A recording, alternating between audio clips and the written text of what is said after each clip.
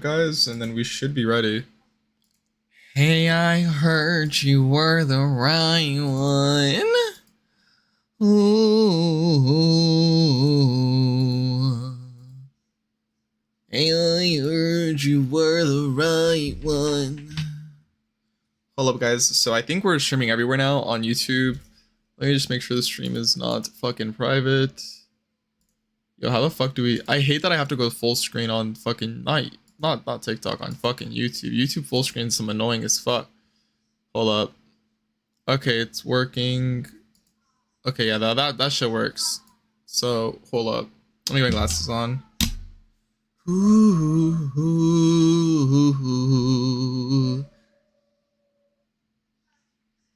Hey, okay, then we're gonna... Oh my god, can I stop pulling out my earbuds? Like, for the love of God.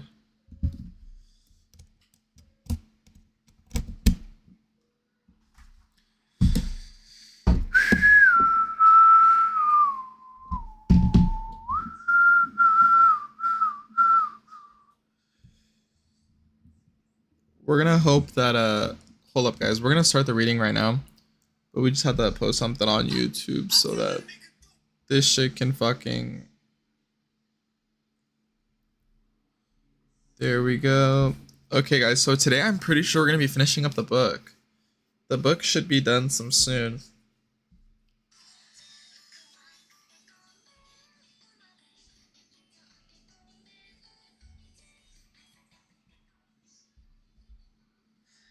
Okay, here we go. So guys, here we are, staying human in the world of leadership. So we're towards the end of our book, which low-key I'm kind of happy about because that means that we can read more books on stream and stuff like that, guys. I'm also thinking of hooking up my audio interface to be able to put in my music so that I can stream that too, have some fun. The Other Woman by Lana Del Rey and shit like that. I really love doing music and shit like that. So if I can just do it through, if I can do that through TikTok and like YouTube, that'd be pretty dope. I'd have some fun with that.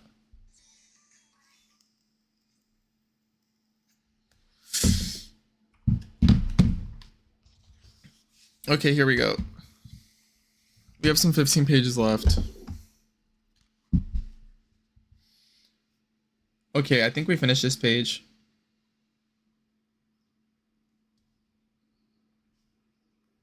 Okay, yeah, wait up.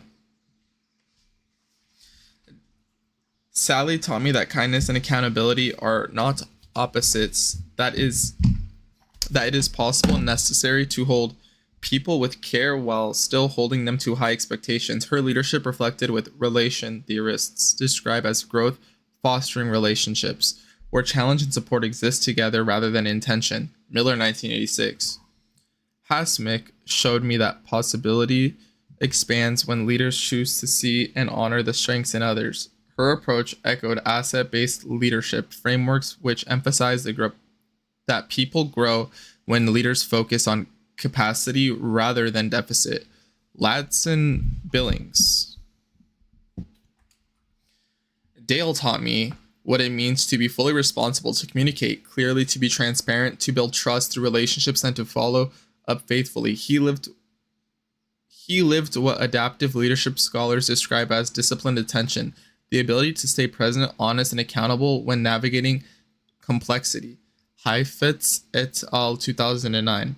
He also taught me to go slow, to go fast, reminding me that trust once built accelerates meaningful change. Together, Roger taught me humility, resourcefulness, and perseverance. He showed me that leadership is not dependent on position. It lives whether you are willing to lead as a teacher, a counselor, an administrator, or a student. His example aligns with servant leadership, principles which place influence in service, presence, and integrity rather than authority alone. Greenleaf, 1977. Kenneth taught me to be observant and to take safety seriously, not just physical safety, but organizational and relational safety as well. He helped me understand how trust can be extended wisely and how policy, when used thoughtfully, can support clarity and accountability. His leadership reflected what organizational scholars describe as ethical Stewardship, using systems not to control people but to protect them. Brown, 2018. Shelley taught me to lead with a wide lens to ensure that when decisions are made to benefit one, they ultimately serve the good of all. She was clear and unwavering about this vision, firm when alignment was required, and then generous in the freedom she extended to carry that vision forward. Her leadership balanced strength with trust. She was stern when necessary, but always thoughtful, fair, and deeply considerate of the people doing the work. Her examples reflect relational leadership at its best: clarity without control, accountability without fear, and vision held in community. Uhul Bien, 2006. I have also learned from those whose leadership I chose not to emulate. Those lessons, too, were instructive. They clarified my values, sharpened my discernment, and reinforced the kind of leader I am committed to being. Leadership literature reminds us that negative examples often teach as powerfully as positive ones, helping leaders define boundaries and ethical non-negotiables. Palmer, 2007. I learned what happens when the hardest working voices in a room are quietly shut out rather than supported, when decisions are shaped in private conversations instead of collective leadership spaces, and when people are treated as interchangeable roles rather than human beings when distinct, God-given strengths. Hold up, that's a banger. Oh wait, I think I can close my window somewhere, because I feel like too much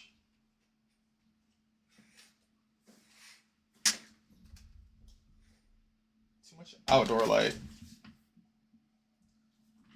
Hold up, so we're gonna go back and then we are going to highlight that one.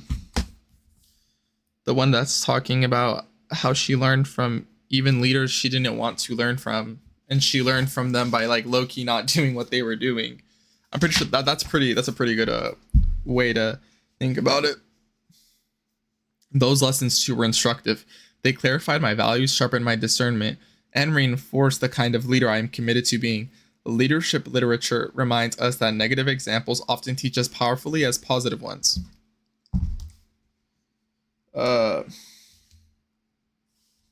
Helping leaders define boundaries and ethical non-negotiables. I learned what happens when the hardest working voices in a room are quietly shut out rather than supported, when decisions are shaped in private conversations instead of collective leadership spaces, and when people are treated as interchangeable roles rather than human beings with distinct God-given strengths. I saw how trust erodes when leaders count outputs but fail to see people, when contribution is measured by compliance rather than capacity, and when talent is managed instead of cultivated. I learned how damaging leadership becomes when power is used to diminish rather than develop. When voices are talked down to, when curiosity is replaced by certainty, and when difference in style is labeled as deficiency rather than diversity or thought. I witnessed how arrogance disguises itself as confidence, how control masquerades as high standards, and how toughening people up is sometimes justified as growth while leaving real harm in its wake. These experiences taught me that leadership is not proven by dominance, brilliance, or volume. It is revealed in how leaders make space for others, how they share information rather than hoard it, and how they use authority to lift rather than intimidate. They clarified for me that ethical leadership never requires humiliation, exclusion, or fear. Growth does not come from being broken down by someone who sees themselves as the center of the story. It comes from being believed in, challenged with respect, and supported with intention. What I learned most clearly is this: leadership that lacks humility eventually lacks humanity, and leadership without humanity is not strength, it is harm. Those lessons now serve as quiet guardrails in my own leadership. They remind me to lead with transparency, to include rather than isolate, to speak with people rather than over them, and to recognize that true authority is never about proving superiority. It is about stewarding responsibility with care, dignity, and respect. Mentorship is all its forms has taught me this. Leadership is not about having all the answers. It is about, hold up. It is about remaining teachable. It is about honoring those who invest in us, carrying their lessons forward, and extending the same care honestly and belief to others. When leaders commit to both receiving and offering mentorship, leadership multiplies and the work becomes stronger, more humane, and more enduring. Miller 1986, Heifetz et al. 2009. As a Chamorro woman from the island of Guam, I was raised with the value of respect to, deep respect for our elders, our Saina. Respect is not performative. It is shown through listening, honoring, experience, and adding value without taking credit away from the handwork of others. I have seen both young and seasoned leaders act as if their way is the only way. That posture leaves a bad taste. It silences voices, it erodes trust.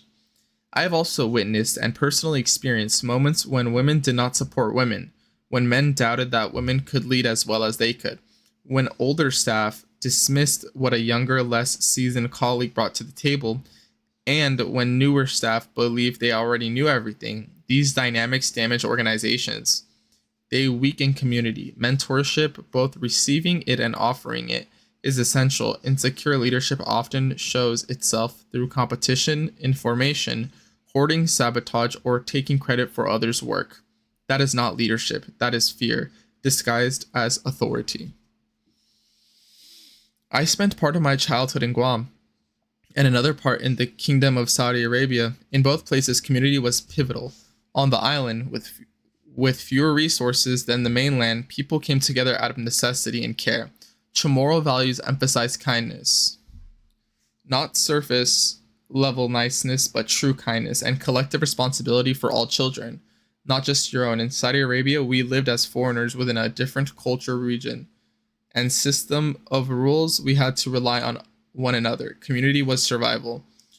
Those lessons shaped my leadership. They taught me that leaders must be open to feedback and willing to grow. We are human. We will all make mistakes. Mistakes become lessons only if we are humble enough to listen and learn from them. And with more experience or simply different experience, pay attention to how leaders treat people. Without titles, as much as those with them, when no one is watching, are they kind and grounded, or are they attentive to those who can advance their careers? How people treat each other, treat others regardless of appearance, background, or status, reveals their true leadership. Being a mentor matters just as much. I began my career as a teacher, and no matter how high my role has taken me, the spirit has never left me. Teaching what you know does not take away your job. I can assure you of that. What it does is build capacity, expand impact, and strengthen the work we can do together. Hoarding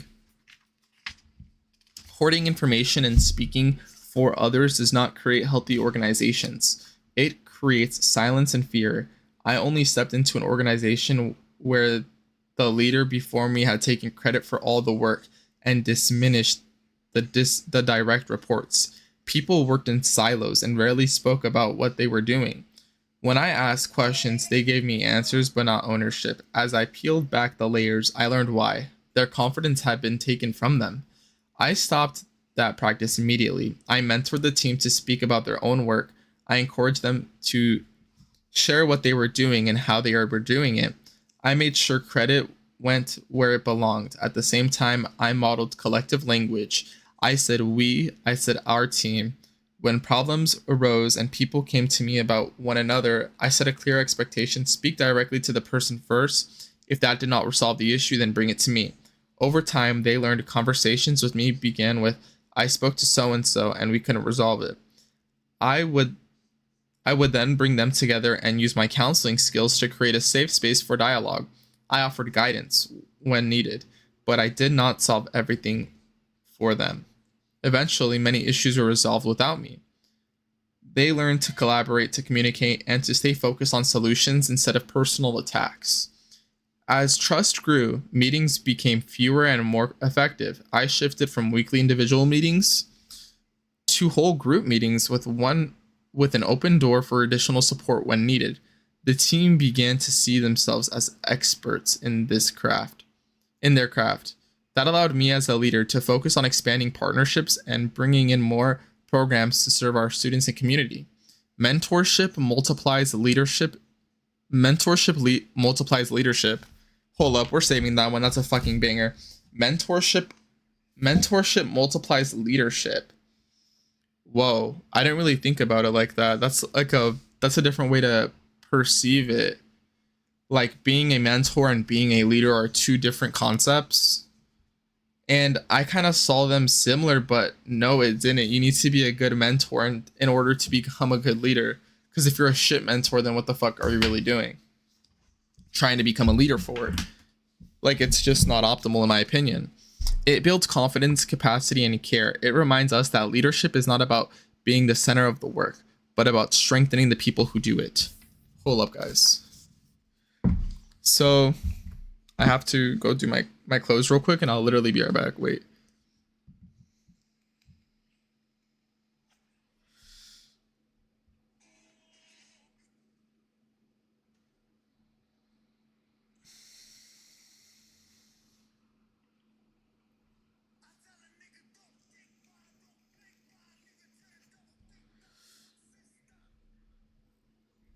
Hold up, guys. Hold up. This book is some fucking gas. I'm liking it a lot.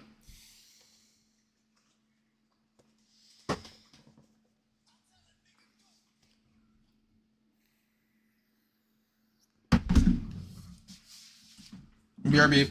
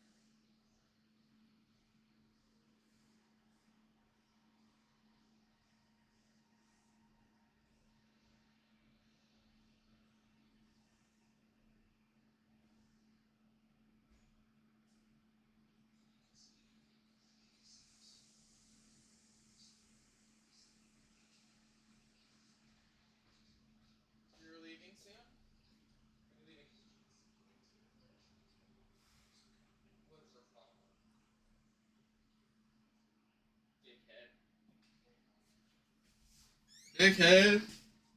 Dickhead. Hold up, we're back. Yo, Keegan was here. Sorry, y'all. I had to go put something away, and that thing away was my clothes.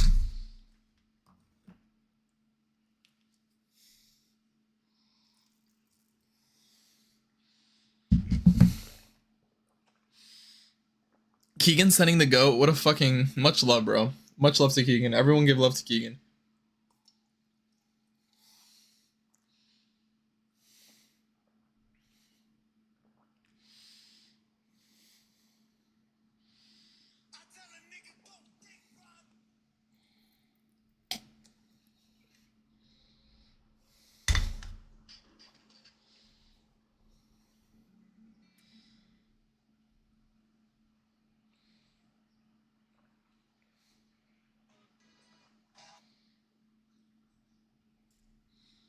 Ugh. Hold up, y'all. We're just taking another sip.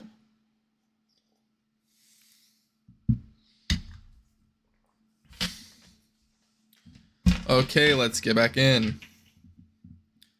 So, even though I'm not listening to anything, I like putting in my earbuds. It helps me lock in. I don't know if that's anybody else.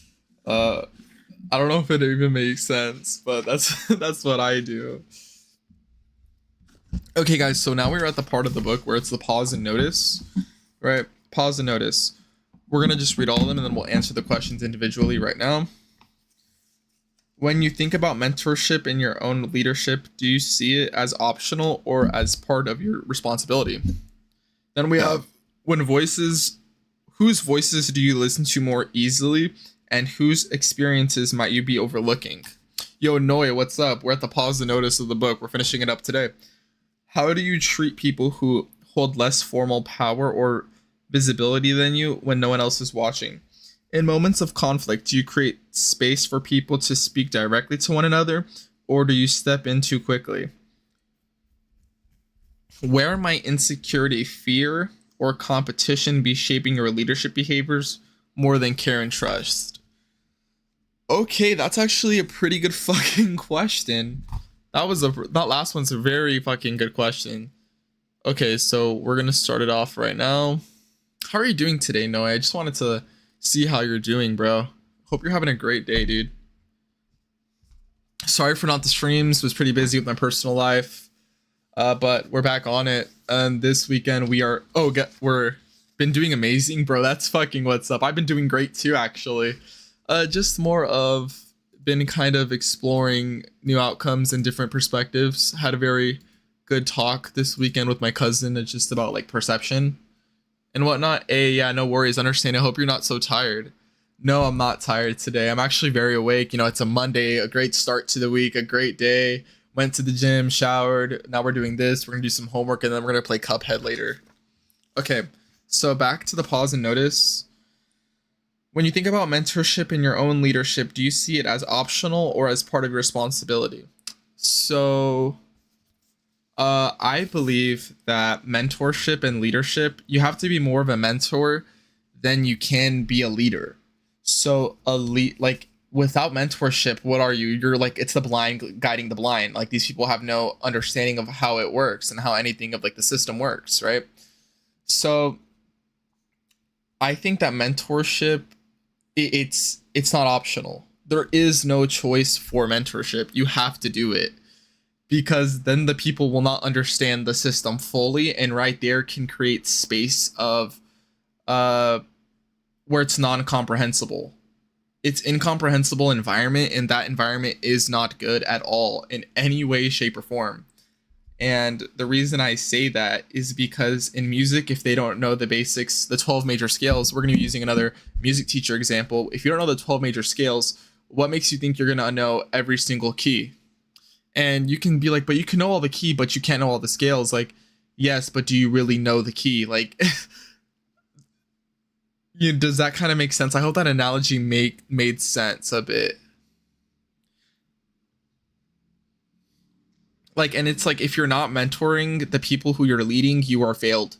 You will not succeed at all. And it is just from what I've seen, personal experience, you'll never fucking win. You'll genuinely never win unless you mentor your people. It's literally like training the people to come in like in a fucking work environment. That's how it should fucking be. Everything should low-key be you train them and then you fucking tell them what to do. Whose voice do you listen to more easily and whose experience might you be overlooking? Low-key, this might sound a little bit self-centered. I listen to the people's voices more easily when they do what they are told without anyone telling them what to do. And in like when music, right? Like if I were late and I informed them, hey guys, I'm gonna be a bit late, start warm-ups, you know what to do. And you know, that and them already doing it when you're running behind schedule are two different complete things. Right? And the people who do it, I feel like I can converse with them more easily without having to be asked to do the bare minimum if I'm not there. Right? And experience that I might be overlooking, a lot of people who I've taught in experience wise, I know that you can't be like, oh, but you know everything, but I don't know everything, but I know everything about that subject. Okay. Like, I guess in that example, I haven't really overlooked anyone's personal experience just because they are not as experienced as me and I taught them. So I know that kind of creates like a gray area, you can say. I don't know. What do you guys think about that? How do you treat people who had less formal power or visibility than you when no one else is watching? I personally think that the best way to be a leader is to have everyone treated the same. Everyone should be the same as you. And what I mean by that, it's just because your role is different, that doesn't mean you change how you talk to them or converse with them at all in a non-professional setting. In the professional setting, you should be at like the top of your game, your A game, right? You should be on your A game, low-key LARPing, maybe be a little bit of a dick. But when no one is watching, and be fucking chill with them. I don't understand the people who have like such a complex for that, like power. Like even like I've noticed a lot of this in school stuff. Like, bro, even though I was a fucking leader, I did not give a shit. Like everyone was my everyone.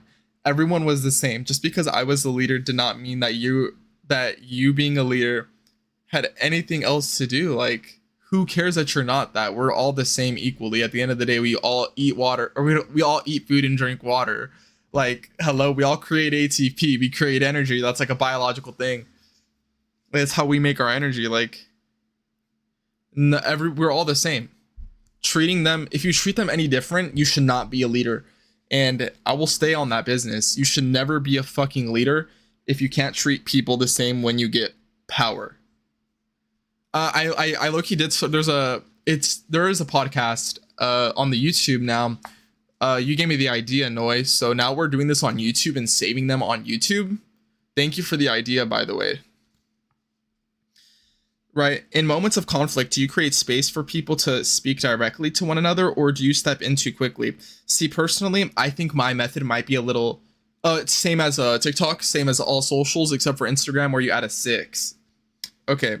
But there's not that many things. If you want to wait a little longer for like a more about like the book stuff, there's going to be like the newest book that's going to start, Letters from a Stoic. If you want to like, that one is, with this, there's kind of chunks that are missing. What I could say, or what you could say. Right. Honestly, but for moments of conflict, thank you for subscribing. For moments of conflict, I create, okay. What I do is if both people are bitches and that's a thing you cannot change, right? People will always be bitches. Like, you just have to know if they're a guy bitch or a girl bitch. And we're talking about bitch. We're not talking about the derogatory term and referring to them. I'm talking about basically someone who talks shit, won't say it to their face, talk shit to others, and just keep the cycle of talking shit going, right? And I've mainly have been interacting with those people. I have not interacted with people who can genuinely have a fucking conversation. So a little bit I instigate. Yes, okay, whoa, that's wrong. You should just put them together. No, confrontation will not. Confronting bitches will never go right because they will lie on your name. They will straight up lie through their teeth, and there won't be any real conflict that is being solved. at the end of the day. So instigating it, they start beefing, they start saying shit that they don't mean. But in those times of saying that what you don't mean, you really do mean it, but just you're fucked up. You're a dickhead. Like, you're literally a dickhead saying some shit. Like, I've been a dickhead many a times. But when with specific people who are bitches, you just have to instigate, they talk it out, they become friends again. And it's even easier if it's two girls, because girls just hate each other all the fucking time. And I don't care if that sounds sexist, bro. Like, I've been in so many girl friend groups, and coming from a guy who would LARP being gay to go to girl sleepovers, like, to the parents, even though the girls knew I was straight, they all hated each other. Like, every single girl friend group I've been in, everyone's hated somebody. Even their best friends. That's the fakest shit I've ever seen, because at least with guys, they shit on them and they know that they're hating on them. But with girls, they like to have hidden animosity. And that is probably the most evil thing in my personal experience, that I just think is super fucking evil. And why I think that women low-key are more evil than men, even with just personality wise, but men's actions are more evil than women. Even though when you put it into perspective, they're both doing an action. One is just more of a mental action, and the other one is a physical action, if we're kind of getting the drift. But fuck no. But if it's two chill people, I'll go and talk to one, and then I'll talk to the other. I'll be like, hey, let's resolve this issue. Because honestly, a reason I've used to stop issues, you guys are bringing down the morale. And if you guys are going to be lame, then leave. Because music cannot be performed with any anger, with anything. You have to literally only think music for that performance. And when you're hating someone, your music sounds ass. No matter if you play every note good, you will still play like shit. And I will be disgusted, because I've literally, like, oh, hell no. Someone has played for me before, and I'm like, you don't play good. You have too much hate in your heart. Like, get the fuck out of the mix. We don't need hate here. Hate is just such a... Once you realize it's not that personal, even if your parents don't fucking love you, like, it's not that personal. It sounds fucked up, but it's true. And nothing should ever be that personal. But what if your parents an addict and they chose, illicit substances over me? Well, so fucking what? That sucks.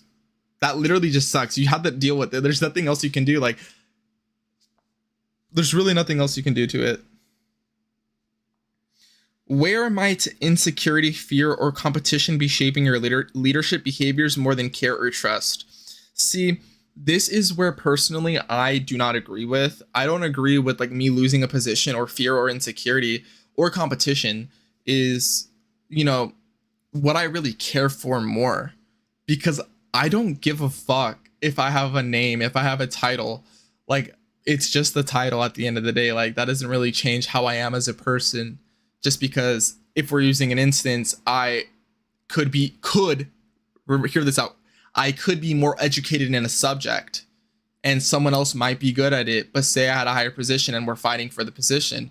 See, you can, just because you know the same context of the topic doesn't mean someone will automatically be a better leader than you. Right. And I feel like with me, I've always thought of community and family, even though you can say that I've lied to them and told them that I consider them as family, even though in moments where I didn't even consider being that close to most of them, I would still create a friendly environment for the time being, for the amount of weeks that the topic was meant to be. Right.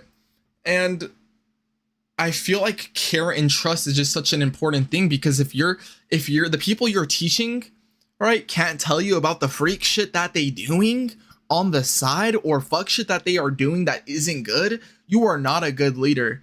Your underlings, if we're going to use a hierarchy here, if your subordinates should be telling you when you guys are chill that they are cracking hose, that they are, bro, I accidentally got caught cheating on my girlfriend with 2 women and they were sisters. Like, bro, that connection seems way more true. That guy who's telling his fucking homeboy, which is the fucking guy above him, yo, I just cracked this hoe, bruh. Like, they will get 10 times more work in than the person saying, yes, sir. Yes, sir. Like, yes, sir, I'm a soldier. Yes, sir. Like, no, bro, it shouldn't be like that. Like, I'm not afraid of getting anything taken from me. No job. If my job gets taken to me, probably AI, but it's construction, so it won't be AI. Literally just know your stuff. And if you don't know your stuff and you're fearing them, then that's another thing. You failed yourself by not being able to elaborate ideas more efficiently than somebody else. If they beat you in that aspect, you know, that is a personal gap that should not lead into your leadership and should not make you insecure. And if it does make you insecure, it's okay. Just lock back in. You already got there once. You can get there again, brother. Like, need I say more? Need I say more? Wallahi. Okay. Here we go. We are going to page 113. Yo, Noi, what did you think about those comments? Did you think some of them were questionable about the pause and notice? Just wanting to hear some other feedback from somebody else.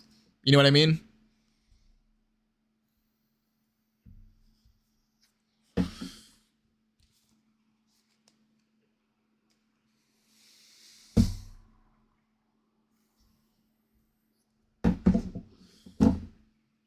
Okay, we're going on to the next part. Accountability is a form of care.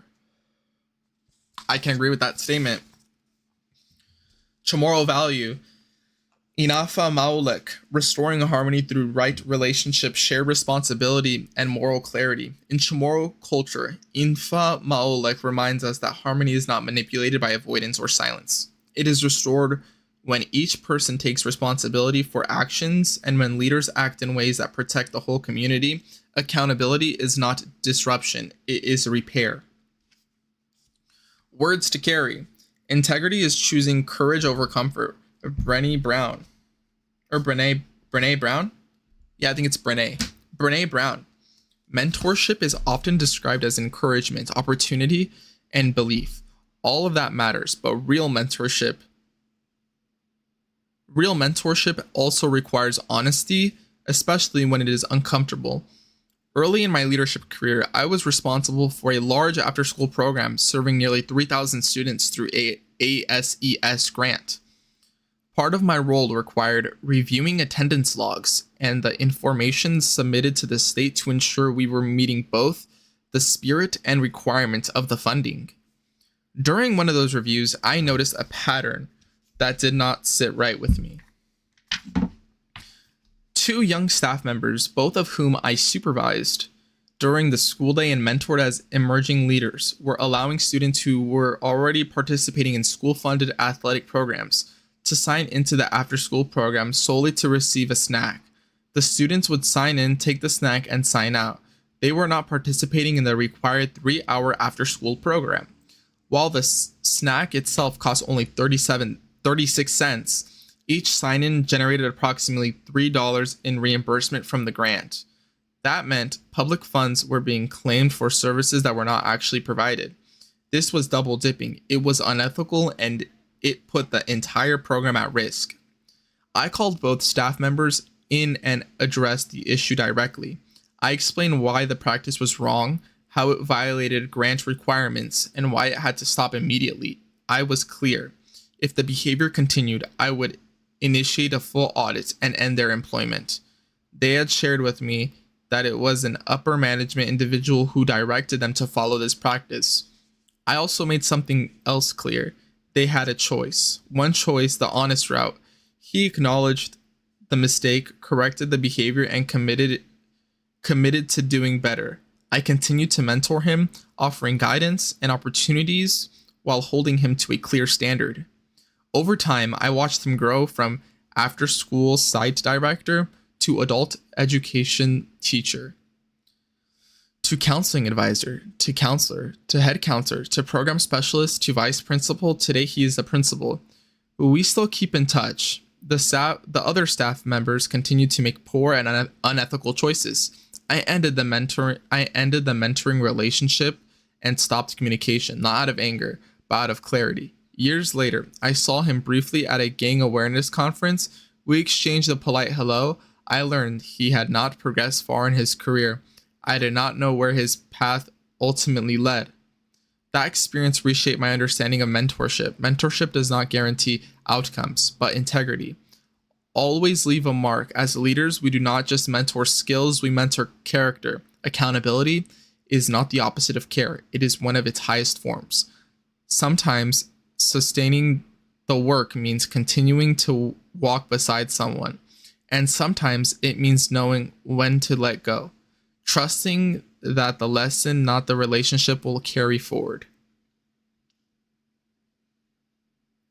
So low key, that's actually pretty a good point. Like hoping that the lesson went through their fucking skull and not the relationship of the person trying to show you something. Because I think that also is kind of like fights the argument of, you know, actions matter more than people.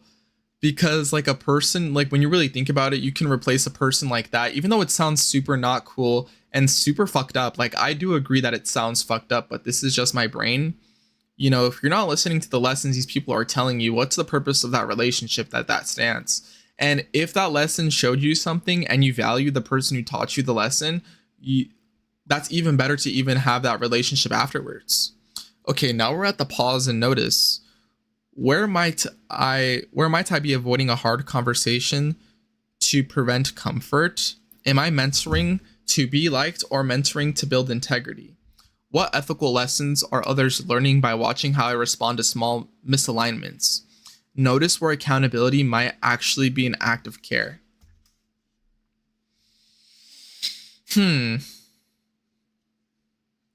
Honestly, it says, am I mentoring to be liked or mentoring to build integrity? I am mentoring to build character, because I feel like if I mentored someone and they didn't gain some character from it, like what did they really gain in that whole experience? And because like when I think of a mentor, I am just to show you something that you did not know and make it more clear to you and more able for you to understand, right? I don't care to be liked. I deadass in high school didn't give a fuck. People would literally talk shit to me and I would be like, isn't your girlfriend cheating on you? Isn't your boyfriend cheating on you? Doesn't your boyfriend think you're ugly as fuck, right? Like I would not care, and people didn't fucking like me. I did not give a shit.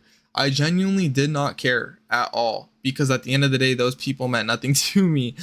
Like, bro, you're just randos. We just go to school together. That's literally it. There's nothing else to it. You can treat me like shit, but that doesn't mean I'm gonna take your shit. Like I don't give a fuck. And a lot of people like low key didn't really fuck with me like that, just because I was so opinionated whenever I saw unjust or people were just being dickheads and rude.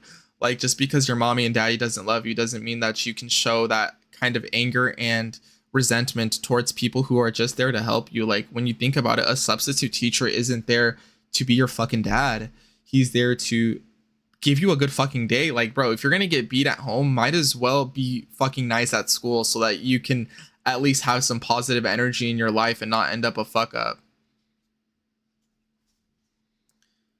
Where might I be avoiding a harsh conversation to prevent comfort? Low key in prior times, a hard relationship or a hard conversation that I've mainly had with individuals that I could say that I've enjoyed. TikTok deletes my comments. Just censor them at best if you can. I'm trying to read every comment, Brody. Okay. No, but back to what I was saying. In the past, a lot of my not conversations, but a lot of my to prevent a where I might be avoiding a hard conversation to prevent comfort was really how people would treat me. That's how I thought it. That's what is a hard conversation that I have avoided, but I've stopped recently, as in like a year ago, to where I actually need to talk about like whatever makes me uncomfortable or whatever I don't like or whatever like pisses me off. Because if you're in a relationship and they say something, you are not. If they say something first, we're gonna put a guy and a girl in a relationship in response, but you with a guy, right? A guy and a girl, like I've heard of a lot of men be afraid of talking to their significant other just about like, hi, it's me, Velvet Silk. What's up, Velvet Silk? But people will not have conversations with their partner about, you know, them basically not being wanting to be with a fucking loser. And I've had in previous relationships that main issue all the time. I'm doing so great, Velvet Silk. Anything new going up with you, bro? Oh, what are we talking about today? We're just reading the pause and notice from the book. We're reading right now. We're doing a reading stream. But, you know, how people treat me or how they don't reciprocate energy. I'm a huge, like, I got death threat over quick match by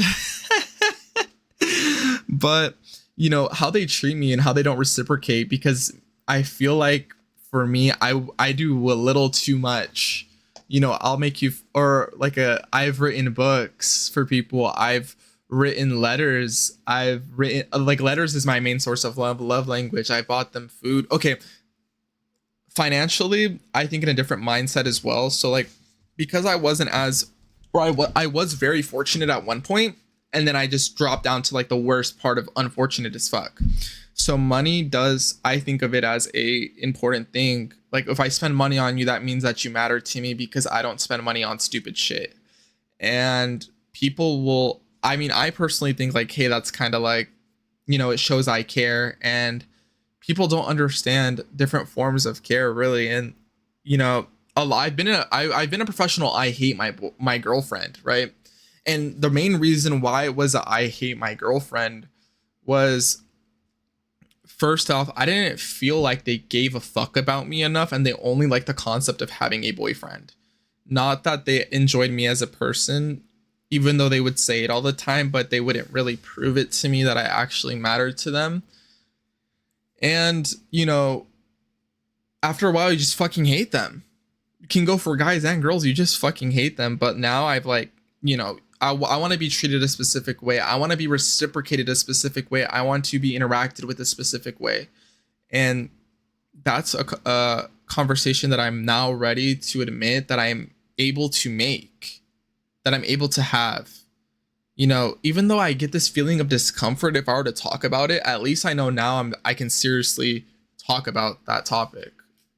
Like with Paige, like I can, if I didn't feel reciprocated, I know that I can tell her, hey, you know, I'm not feeling the reciprocation of energy between us. Is there something that's going on? What do you need that I can do to help you get the reciprocation needed for this relationship?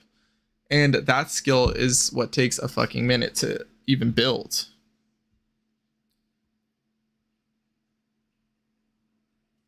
No, okay. I feel, okay, look, hear me out. Where I agree with you, but to an extent, right? You're right. Love is also about communication, and especially communication. No, it is not about communication. It is about understanding. And see, you can hear something, but does that mean you understand it? No. A lot of people, even me myself, I have failed to understand a situation for what it really was, and it fucked up a lot of stuff. And see, because they've told me, but I didn't understand.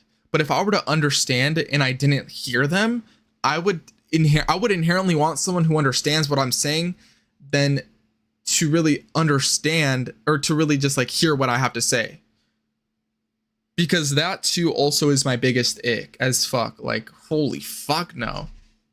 What ethical lessons are often are others learning by watching how I respond to small misalignments? Whenever there is a small misalignment with me personally, and others are watching me have a misalignment with someone, I personally don't go to the deeper. I don't, if they go low, I don't go lower. Okay. And some might say, but why wouldn't you go low if they disrespected you? It's not that personal. And we don't know what happens in everybody's life, and we shouldn't really take everything personally. Even though people will treat you like shit, does that give you the right to treat them like shit back? Like, you know, at the end of the day, we really don't know everybody's life, and everybody's life is fucking different. And I feel like people, the lessons they learn is to stay strong even if you're in a fucking 5v1, right? Stay strong even when you're in a 5v1. Stand tall. You know, don't back down on what you have to say. Stand on your business. And I also feel like accepting their flaws, yes, yes, accepting their flaws is like a big part of it. But like once you know everyone is flawed, it I've honestly come to the take that once you accept everyone is is flawed, right? You shouldn't even be putting flaws into the work just because we've accepted that as humans we are not perfect and we are flawed. You know what I mean? So I feel like low key, like we can kind of like at a certain point, you can take out flaws just because everyone has them. What do you think about that, Velvet Silk? That was just a thought I had right now, though. And I feel like they learned to never just be disrespectful because being disrespectful means you've lost the argument as fuck. Being disrespectful means you lose the argument. So, three things that I would want people to, or I think people, lessons they learn from watching me deal with misalignments is to stand strong. You know, you can admit when you're wrong. Admitting when you are wrong is 9 steps closer to being happy than 10 back. You're pretty well spoken for a Cali man. Thank you, Florian. Notice where accountability might actually be an act of care. And I'm coming May. Are you serious? Are you dead ass? When? To be honest, I have no comment because you do have points. Yeah, but I still agree with your take about accepting flaws though. That accepting flaws has to come with like if you haven't even accepted your own flaws, that's when you can accept flaws. You know what I mean? My grandma is paying for my trip to Germany so I can do both. I'm bulletproof. I'm nothing to lose. Hey, let's go, Florian. Coming to Cali. Where we going? Are you going to NorCal or are you gonna go to SoCal first? Okay, wait, what accountability might actually be an act of care? So I have an example of this. When I was working on a job site in the summer, I accidentally fucked up and I read the schematic wrong. And instead of 12 feet, I did 12 inches. So, I told the guy, yo, I messed up. I need some Romex. And he's like, it's okay, brother, because it was my friend. So I was like, yo, I messed up. I need some Romex. I read the instructions wrong. And he said, it's okay. And if I were to have kept that shit there, it would have taken someone else's job way longer. So I feel like right there is an act of care because I did not want to make the other guy suffer way more than I was already suffering. Fresno Airport, my grandma. Okay, low key, send me the exact day you come and I'll see what's up. I'll see. Are you gonna stay at Riza or are you gonna get an Airbnb? Uh, it says depends on the flaw we are talking about. Okay, yeah. No. I'm talking about personality flaws, not like character flaws. Cheating is a character flaw. Yo, what's up, Melon? Cheating is a character flaw. Adultery is a character flaw. Like, over glamorization of sexual desire is a character flaw. I feel like there's like personal flaws and then character, like you're fucking shit written. You're so ass. How are you? Wait, hopefully I can stay with Riza. Yo, keep me updated on this though, because I will dead ass go with you. If they did it one time, they'd do it again. And I would say a dumb man would do it again, but a smart man would have learned from his mistakes. Or no, not man. This is we're talking about a person, not like a male. We're talking about person, like man. You know what I mean? Like there is cheaters who I've seen have crazy comebacks, but like no one wants to do the comebacks. The comebacks take too fucking long, and that's what no one wants to do is take the time to really grow in your garden. I know it sounds cringe as fuck, but to grow in your garden is something fucking important. To grow in your garden, I cannot express this enough. If you hate yourself or if you're not happy with your body right now, like whatever imperfection you have, fix that and then go back into it. And if you still hate yourself, you might just hate the dialogue that you have. Like, I feel like we can always change from being something that we once were with enough willpower and enough desensitization of dopamine. What do we think about that? Okay, we're gonna go on to the next part. We are at page 117. When the calling was tested, Chamorro value Inafa Maulek to restore balance, harmony, and right relationship, especially when it is uncomfortable. Words to carry. The ultimate measure of a person is not where they stand in moments of comfort, but where they stand in times of challenge and controversy. Reverend Dr. Martin Luther King. I thought Martin Luther King didn't pass his. How did he have the doctor role? There was a moment years into my career when I was a high school principal and quietly wondered, maybe I'm not cut out for this role. It wasn't because of the students or families with them. That work felt aligned. Relationships were strong, trust was present, students knew I saw them. The doubt came from another place. That year, I inherited a small but significant group of teachers whose practices deeply concerned me. One relied almost entirely on paper packets, disconnected from meaningful instruction. Another repeated the same lessons, units, and projects from first semester into the second, with no evidence of growth, reflection, or responsiveness to students. Others excluded students from class more often than they included them, sending students out instead of drawing them in, removing them instead of teaching them. What troubled me most was that these practices disappointingly harm students from historically marginalized communities. Whoa, so this was actually just racist as fuck. The people just didn't fuck with that.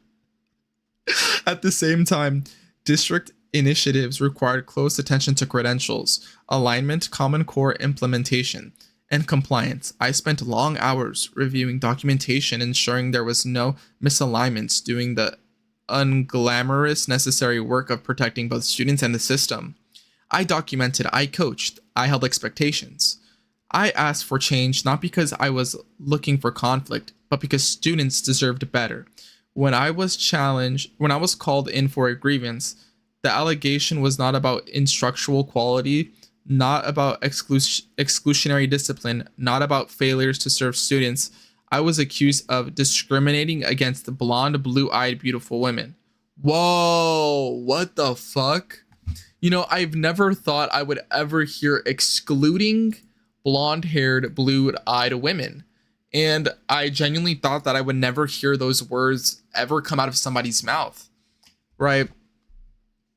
And I think also right there just gives like a sense of entitlement. We're going to be speaking in American terms, like a sense of entitlement that like the white folk have over here. Sorry, I took my time to reply. I was doing something. Okay, so no, it's okay. No, wait. But saying discriminating against blonde, blue-eyed, beautiful women, like I believe that is just fucking outrageous. Whoa.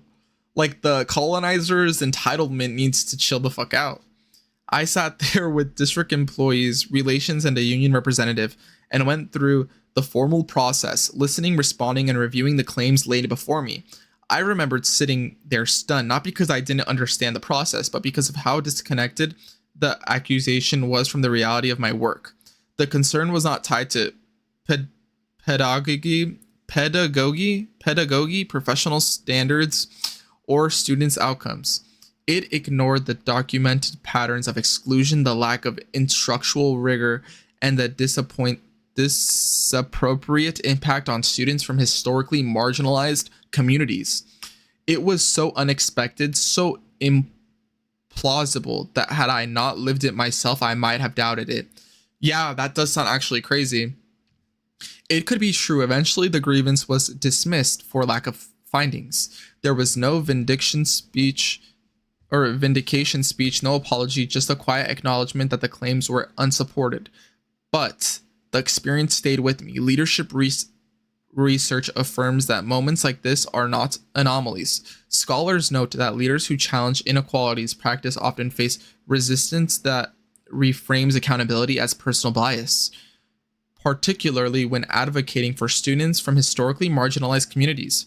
Culturally Responsive School Leadership 2018, The Courage to Teach 2007. Rather than signaling failures, these moments frequently mark that the maturation of ethical leadership.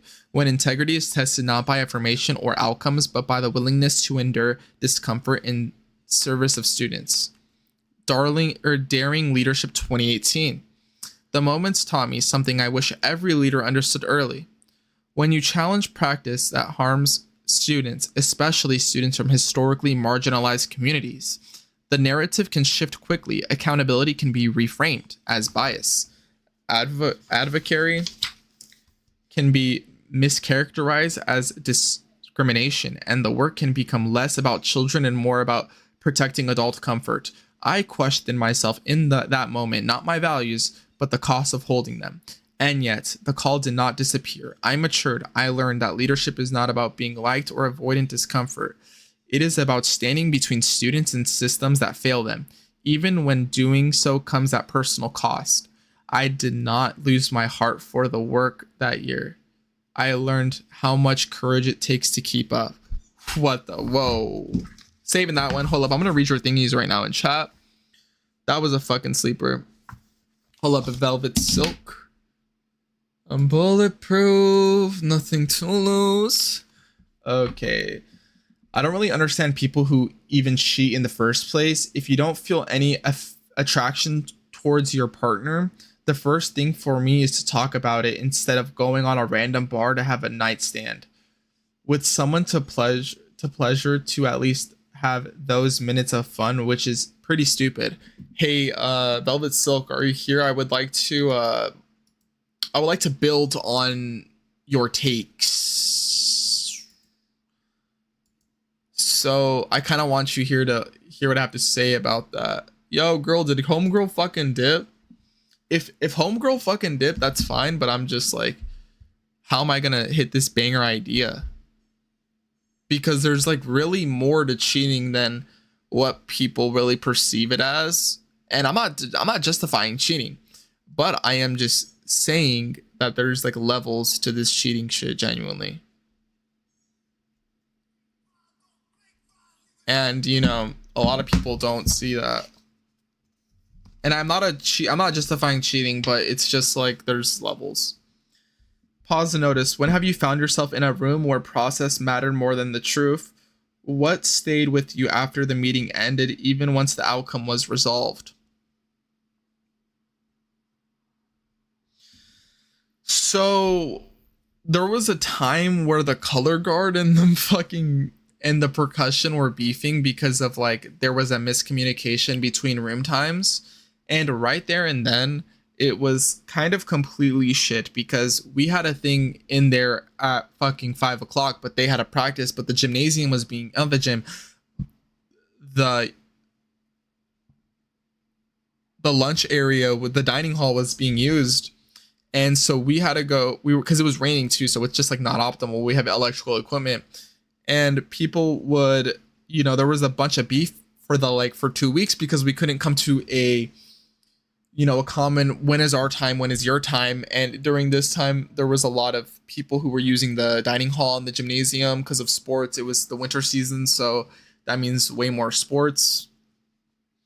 And it didn't matter who was right, but it mattered on how we can solve the time issue to make it more accessible so all the students could get it. What stayed with you after that meeting ended, even once the outcome was resolved, that there was way too much miscommunication and misalignment, I guess you can say, with her terminology, with what we were told? Oh my God, TikTok, fuck off. But there was just a huge gap of what we were told. And that's what kind of stuck with me, is that we just, to be even in a community, you need to really interact with everybody. Even the ones you hate the most, you just have to interact with them. It's stupid, but it's kind of true. Holy fucking chud. Wobble, wobble, wobble, wobble, wobble.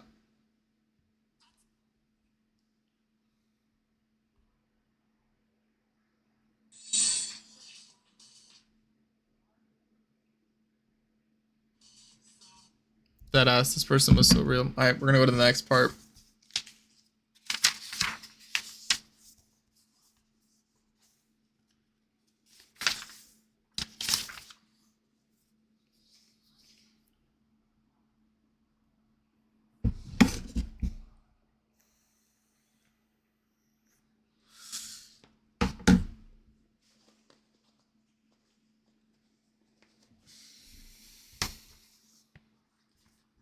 Staying human in a system.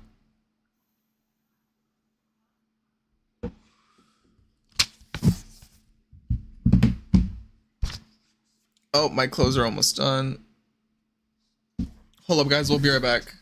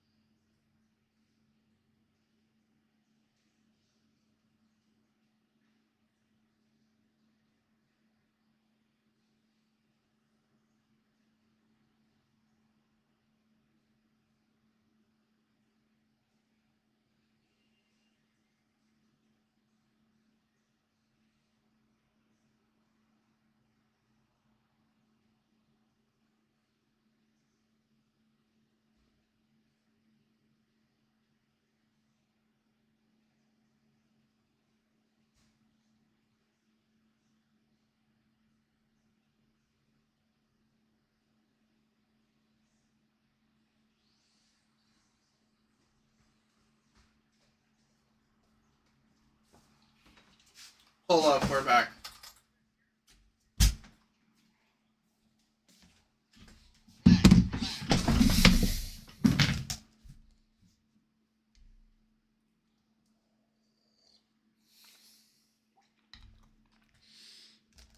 Ugh. Wobble, wobble, wobble, wobble, wobble. Feel like King Bon in this hoe. Call me fucking chicken bake. Fuck.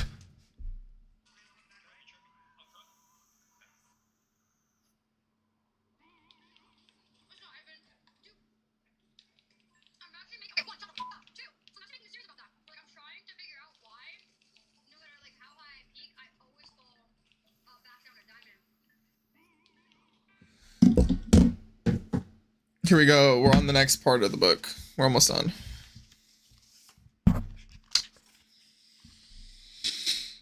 Staying human in a system. Moral value.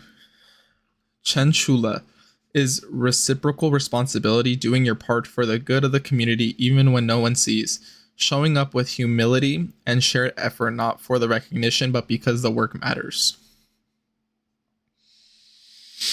The greatest threat to compassion is the pressure to pretend we are not affected. Dr. Gabor Mate. Wisdom is not knowing what to do next, it is knowing what matters most. Parker J. Palmer. The habits we practice in silence are the ones that carry us when the work grows loud. System rewards speed, certainty, and detachment, yet research across disciplines remind us that compassion, integrity, and presence are not liabilities. They are protective factors. Mate 2010, Palmer 2011. The greatest threat to humanity in leadership is not incompetence, but the pressure to pretend we are not affected. Staying human requires leaders to acknowledge impact, set boundaries, and act with humility. This is not resistance to leadership. It is what makes leadership possible over time. The most important work is not just what you do, but who you remain while doing it. No matter how high our titles climb or how much recognition we receive, leadership asks us to remain humble. Early in my career, a superior once told me I needed to learn how to stay on the balcony and not in the weeds. There is truth in that advice. Perspectives matter. Distance can bring clarity, but my parents taught me something just as important. No matter how high your balcony may be, You must always remember where you came from and how you started. You must not be afraid to roll up your sleeves and do the work alongside your people. That balance, knowing where to step back and where to step in, is what allows a leader to survive staff shortages, fragile beginnings of trust, and genuinely hard seasons. I learned this lesson one summer while serving as a director of an adult academics and community education as school was preparing to return from break. I was responsible for my main site and several additional locations. I had 3 custodians assigned, then reality set in. One way out due to injury, another became ill, then that left one full-time custodian responsible for preparing all sites for reopening. I asked the district for support, but custodians and cleaning teams were short everywhere. Because we were adult education, we were not the priority compared to K through 12 schools preparing for students' return, and so quietly and without announcement, I did what needed to be done. That summer, I learned how to strip the wax floors. Most people still do not know this, not even my supervisor at the time. There was no recognition, no story told upward, no explanation offered. There was simply work that needed to be done and a responsibility to ensure classrooms were ready for students and staff. My custodian and I developed a system, what we jokingly called the 2-room rotation. We moved all the furniture out of 2 classrooms, stripped one floor while the other dried, then rotated back and forth, waxing, drying, and resetting. It was physical, methodical work. It was tiring, and it was necessary. By the end of the summer, the classrooms were ready. We survived. I remember thinking very clearly, I never wanted to do that again. But I also remembered something else. I never forgot it.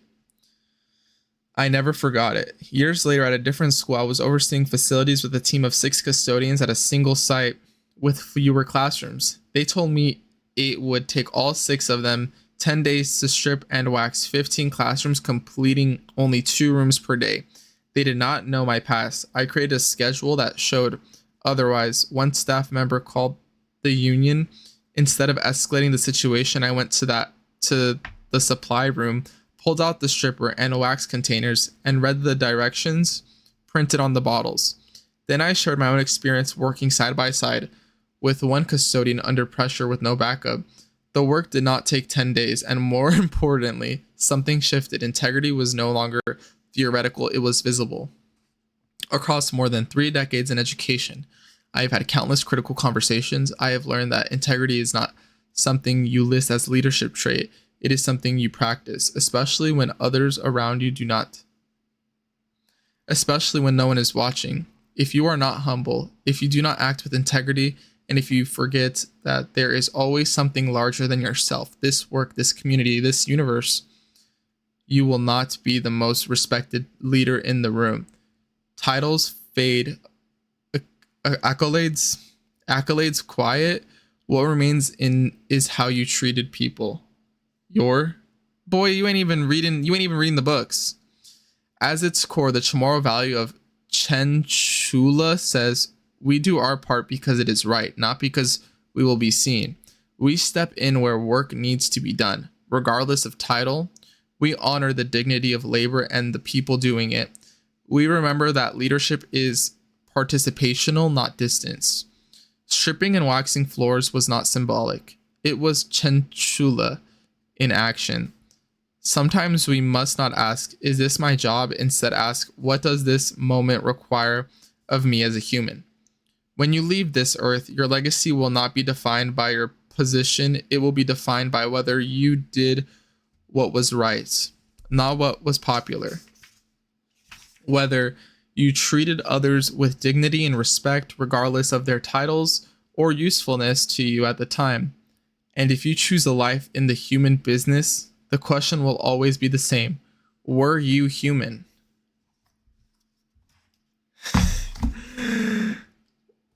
Whoa. In this book really talks about integrity. Like it's very much integrity based, this whole book, and I really love the topic of integrity. When no one else is watching, are you doing the right thing? And you can say that you're not doing the right thing, but like everyone, the right thing is something different. And she's more of a people person than I would honestly know.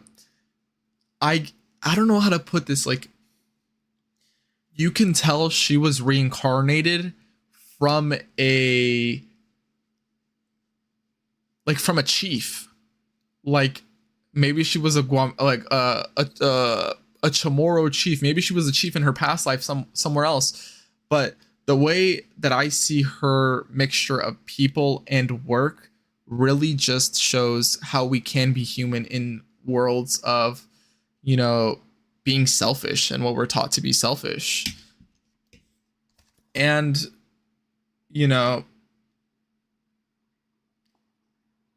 I kind of see similar things from her as I do in myself. Like, I would always say, even when I become an engineer, I'm still going to help out the electricians.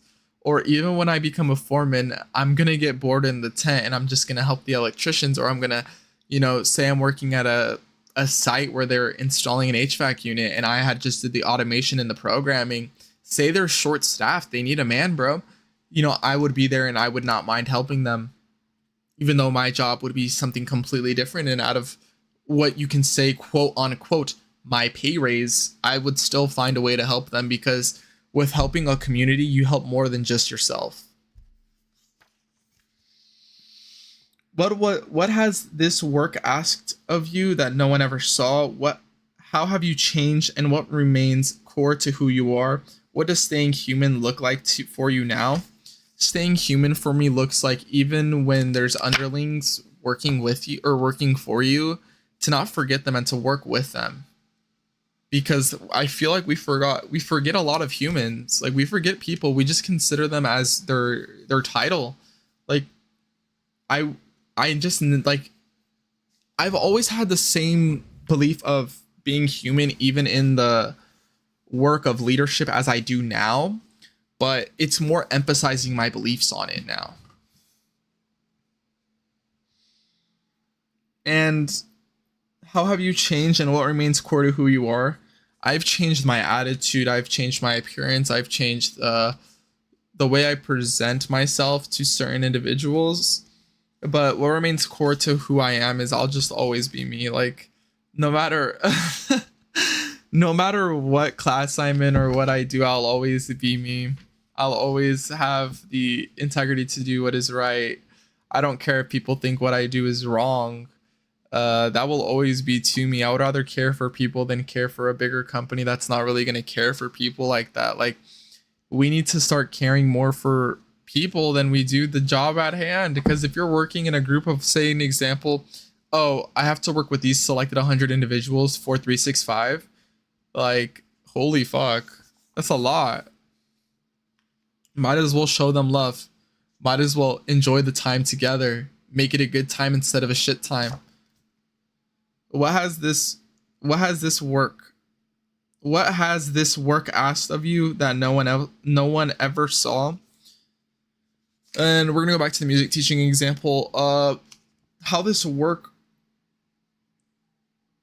has worked for me and no one ever saw. For me personally, no one saw the hours of hard work that really went into it. They just thought I was good. And I did have a knack for it. I'm not gonna lie, I did have a skill for it, but no one ever saw how much I actually put in work. How much I would keep going and going and practice and practice and practice in perfect form. Am I bouncing enough? Is my hand bouncing enough? Is my hand more steady? Is it hitting hard?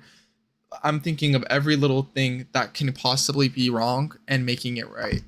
And I would rather prefer to 100% master to like 90% master it without the extra 10% of just being a show off than 100% mastering it.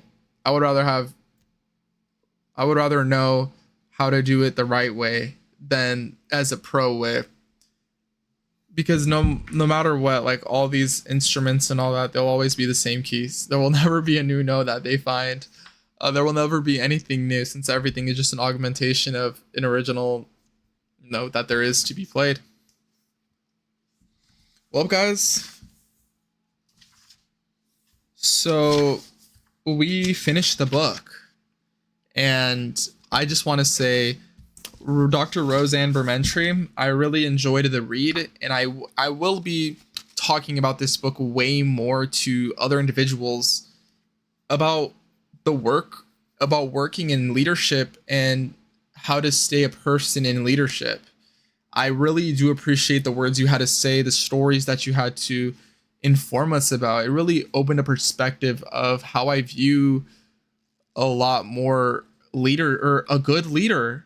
Like she is a great leader. I will be having a YouTube video where I talk to her and ask her 10 questions about the book, and to be talking to her just about the book. Well, guys, thank you for joining me on the stream today. We will be streaming Cuphead with my brother later on. Thank you all. Bye, everyone. Have a great day.